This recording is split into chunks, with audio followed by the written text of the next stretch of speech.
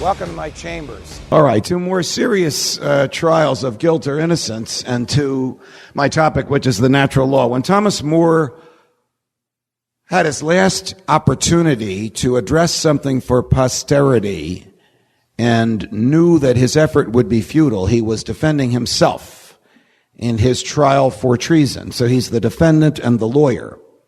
The alleged and proven act of treason was silence.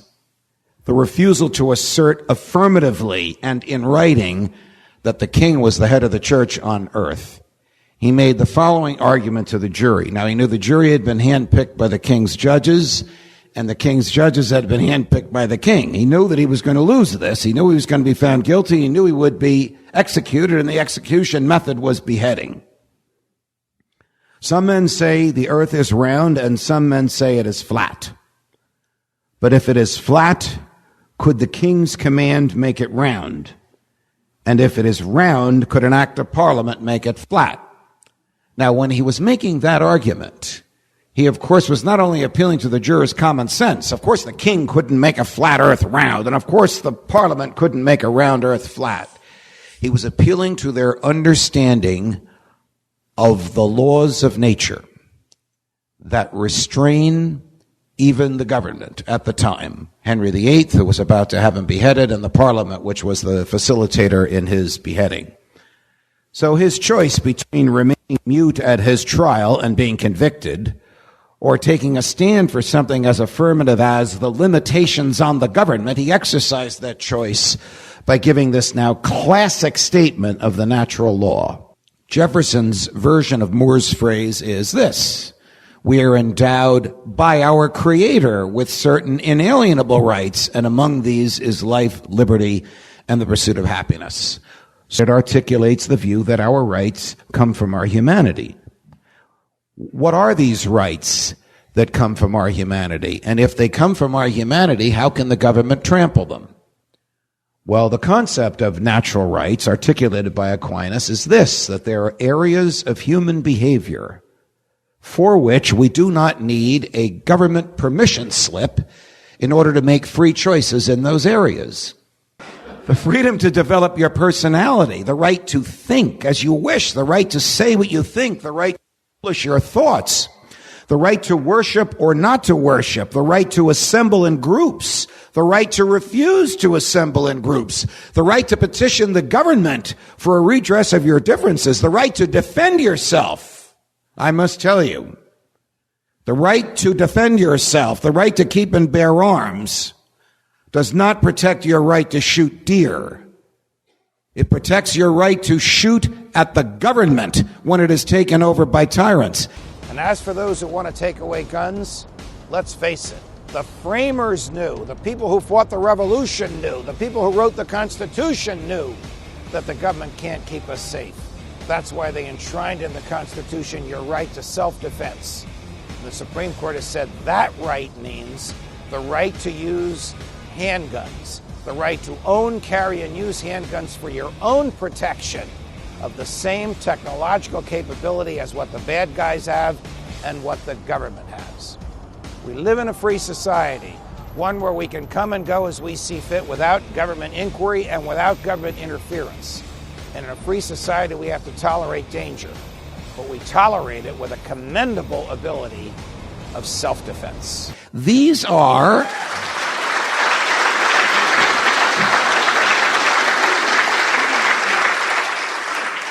the quintessential American right. I'm going down the Bill of Rights. The quintessential American right. The right to be left alone. Codified in the Fourth Amendment. Today called the right to privacy. Codified in the Fourth Amendment. We all know what has happened to privacy. Let's see. How many of us have these in your pocket? Keep it on. I want the NSA and the president to hear everything I'm telling you. Today we know that our popularly elected government has such profound disregard for our natural rights that it tramples them to extremes beyond which even George Orwell could have imagined in 1984. If Aquinas was right, and if Jefferson was right, and these rights come from our humanity and not from the government, things like thought and speech and privacy and travel, how can the government trample them? Well, the theory of our government is that we have surrendered some of our rights to the government so that the government will protect the rights that we have not surrendered. That's the idea of the government derives its powers from the consent of the governed. Does anyone in this room know anyone now living who consented to the government? Well, the answer is no. It's inconceivable that anybody still living was around when the Constitution was enacted and consented to it. So right off the bat, the idea that the government derives its powers from the consent of the governed is like government itself, a fiction. The fiction is that we have consented to the surrender of our rights. The reality is that our rights have been stolen from us because the government monopolizes force.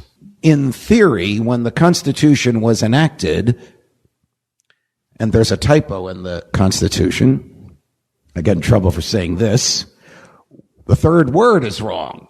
It says, we the people. Of course, the Constitution was not enacted by the people, it was enacted by the states. But that was never corrected. Nevertheless, whatever was surrendered to the federal government was limited to 16 discrete, unique, separate, stated, articulated powers in the Constitution. And then the Ninth Amendment says, just because we've listed a bunch of rights in the first 8 doesn't mean that there are many others. And the 10th Amendment says, just because we've given some power to the federal government, we the states, doesn't mean that we kept the rest of it for ourselves. We have. That's the concept of limited government. The government must stop when it wants to touch our natural rights. And the list of natural rights, whatever you think our natural rights are, give me the list, I'll add 30 or 40 to them. Because these are the things we all yearn as human beings to do, free from interference by the government. If they belong to us as human beings, like my fingers belong to me, then they cannot be taken away by majority vote. They cannot be taken away by legislation. They cannot be taken away by the command of the executive. They can only be taken away if I give them up myself.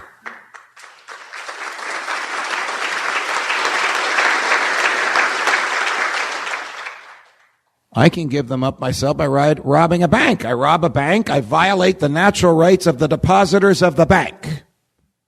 I can then be prosecuted and have my freedom of movement taken away. So I have surrendered my natural rights when I gambled that I could get away with that loot from the bank. I could also sign a contract in which I give away some of my natural rights, and I've done that with my bosses at Fox. Theoretically, I'm supposed to say only what they want me to say. In return, they send me a check every week. You know, the checks keep coming, even though I obviously don't always say everything they want me to say. So you can voluntarily surrender your own natural rights for whatever good you choose to surrender them for.